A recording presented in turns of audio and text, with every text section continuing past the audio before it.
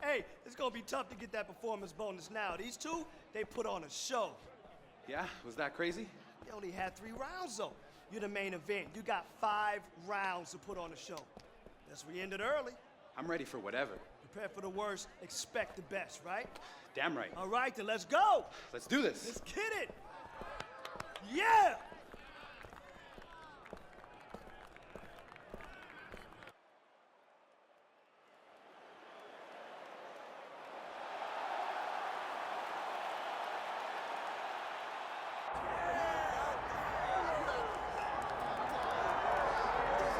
Prelims, no more. Here he is making his way to the octagon. This is the first time in his UFC career he has worked his way to the main card. He has strung together some wins, looking at the rankings, and this guy appears like he belongs.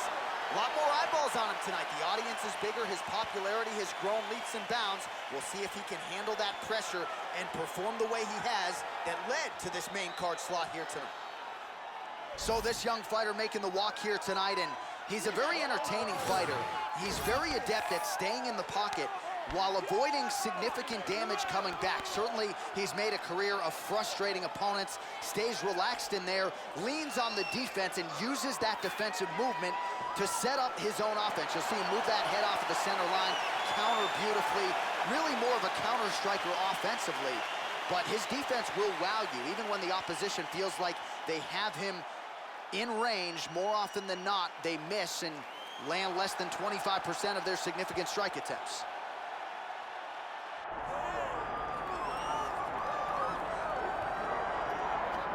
Well, he is the best mixed martial artist that the nation of Sweden has ever produced. Former 2-time UFC light heavyweight title challenger Alexander Gustafsson, and he hasn't realized the UFC title yet. But I know you guys will always have UFC 192, one of the harder fights of your career. One of the toughest nights that I've ever had in the UFC, and Alexander Gustafsson showed in that night that not only is he skilled, he's as tough as they come. From the war with John Jones, to the war that him and I had, to some of the biggest victories that he stood and he's won in the octagon. A very, very skilled striker with fantastic boxing, unbelievable footwork, and very, very underrated wrestling. One of the only guys that can say he's taken me down and also taken John Jones down in a championship fight. He really is the total package. I know he hasn't solved that John Jones puzzle yet, but truly a special striker. And in terms of the movement at 205 pounds on the feet, nobody does it better than Gus. And now our tale of the tape for this light heavyweight fight. Here's Bruce Buffer. Ladies and gentlemen, this is the main event of the evening.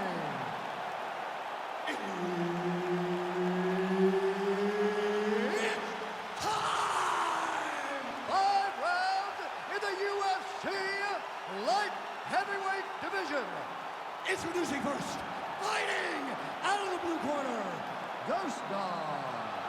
And now introducing his opponent, fighting out of the red corner, Alexander the Mauler Gustafsson. And there's Herb Dean. He will handle the action inside the octagon. All right, so here we go, early round 1, and as many of you know, this is his first time on the main card. He's been a prelim machine throughout his UFC career, but the wins have started to pile up, and now he's going to take his shots at one of the division's elite. More eyeballs. Obviously, the crowd is full, packed to the nines here. Main card has started. We'll see if he can get off to a good start tonight. All right, early action here. A nice look. Oh, my goodness. Oh, my goodness. I mean, you got to be kidding me with that knockout. If that is not the #1 play on SportsCenter tonight, I'm not sure what would top it. One of the best knockouts we've seen all year. In a very long time. I have not seen someone look this good. He promised us something, and he delivered with that beautiful knockout.